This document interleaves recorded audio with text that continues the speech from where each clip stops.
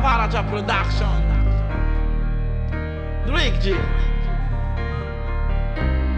Nama no mariki jami no masaki manda mi vadi jam no.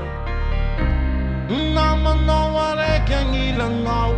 Inget masak mami zakano.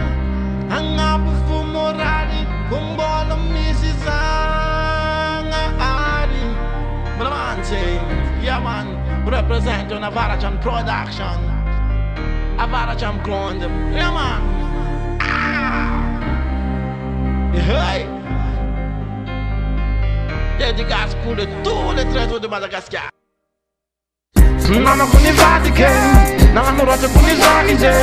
Je mangino pakatana ngane manumbo kojo ndaki separe. Nata kutanga lwatize, na fizing na madike. Matuki safazacha mali ni rache veta no winge. Fama zita no urakarahin, velu ndanga no fakarahin. Nata kwanzanga arimba wafaka mina nilezi. Analfabeti kudizaje, jerti mandar mbafuleze.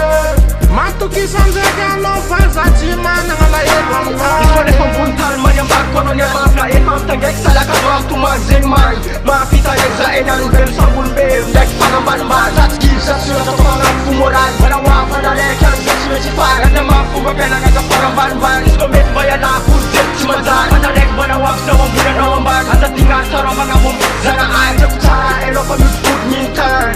Yeah, ato vanga moral, kunyenga bonitan. Hey, papenga bonitan, temente mishambo sambana.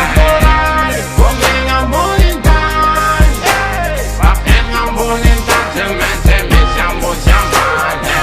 Zatki geska, kote chimandar no boyu fa, mangwa, bayala chimandar zing satya siya. Maita na mavua raf dilia di tuti misfa ya doya ni verna. Nyamare ni rata to anengena nga, yeah.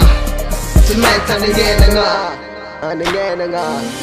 Matuki sapatiza wa mali iziano. Matuki sapatiza wa ndeka sajwano.